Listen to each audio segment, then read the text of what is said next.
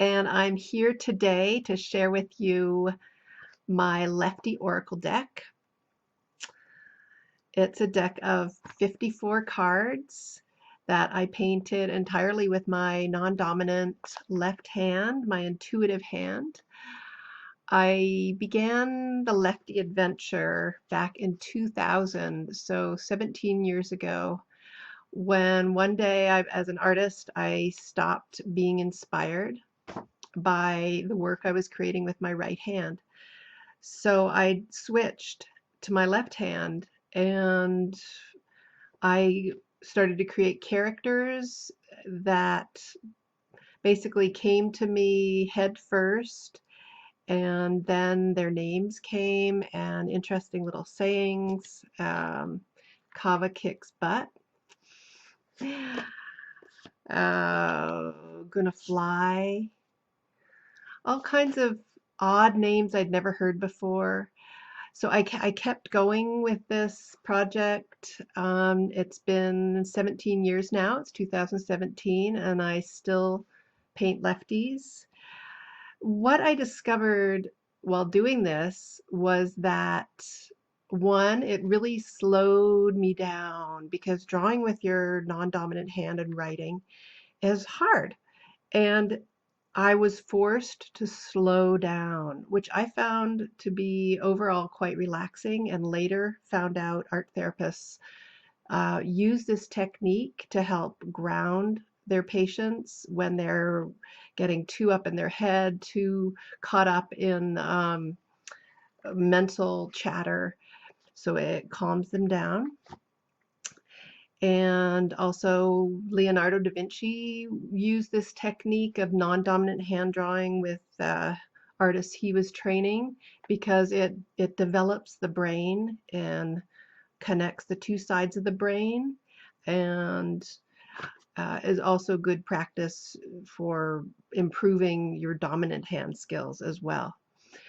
So there's so many benefits that I later discovered that come from this, but for me, the greatest benefit was uh, helping me tap into my intuition and really push me to develop my intuition, which in conjunction with a class I took, it was actually an English traditional healing circle.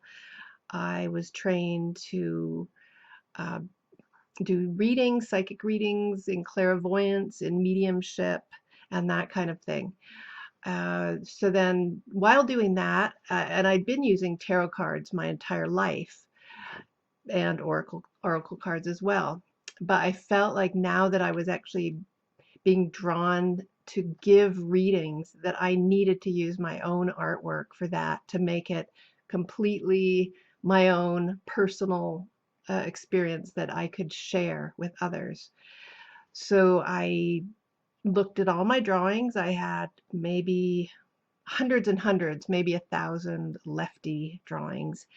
And I went through and put together a deck of the ones that I felt could speak to people on many different levels, not just in a, to deal with any kind of issues or problems they might be having. And I did that in 2008, and I felt completely drawn, pulled to share everything that I had learned so far in life. And I was around that time, I had turned 40, and I was ready to give back and share.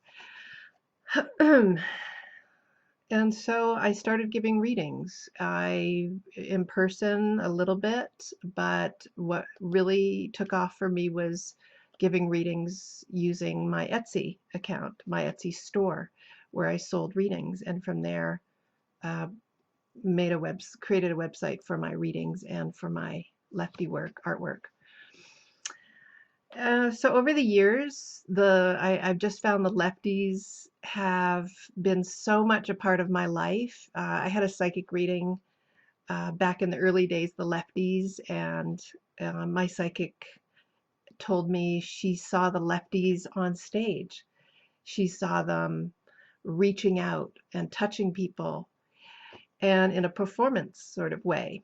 And about that time, one of my heroes in the folk music scene is Michelle Schacht, and she was having an art show and performance show in Hollywood for International Women's Day. So I called the venue and I said, I've got some art, some non-dominant handwork. I didn't say that, I just said some artwork. And Michelle Schock actually called me back and said, tell me about your art. And I ended up going on stage in Hollywood I made my lefties into a life-size character and brought it on stage and did a small, very short talk about the lefties and what they meant to me. So that was their moment on stage, their 15 minutes of fame, 5 minutes of fame. And then from there, let's see, because I was wanted to write for the lefties, I wanted to get their words down. But it's actually taken me 16 years to really do that. And that's why my Lefty deck and my guidebook, which is 100 plus pages of affirmations, mantras, all kinds of activities. For each card comes with its own expressive body movement challenge, non-dominant hand exercise, journaling prompts. I've had art students use the prompts to paint as well, to create small books. So when I started working on the writing for the lefties, I created zines or chapbooks. I got them into all kinds of shows. I started a writing group. I started doing performance art where I had people pose as their favorite left. They'd pull a card, pose as that lefty, and then using their non-dominant hand, I'd snap a Polaroid of them, and then they'd write out a sort of a nickname for themselves on the Polaroid. And from there, I published a book of lefty poetry, performed that, had an art show at a museum featuring all 52 lefties. It was a 52-week project that I was in for the museum, and that's actually why the deck itself is 52 cards, because of that year-long art project, 52-week art project. So I've found that working this way, challenging myself with my non-dominant hand, has just led me into so many creative adventures. I've shared this process with many people, and I have that on my website as well. And I've just had comments, similar experiences to mine. The people that have tried this out, they found that it helps them loosen up artistically, not be so perfectionistic. It helps them slow down. It helps ground them, and all sorts of things I've also experienced.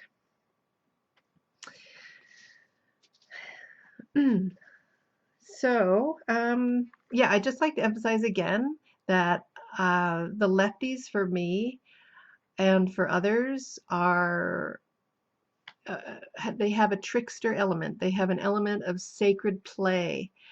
I've created lots of games that can be used in small groups or large groups. But I find that truly the lefties are meant to be experienced, not only one-on-one for self-development, but they work beautifully in groups. I've shared them in so many groups, in moon circles, in my class I teach at the Wise Woman University. They're part of that.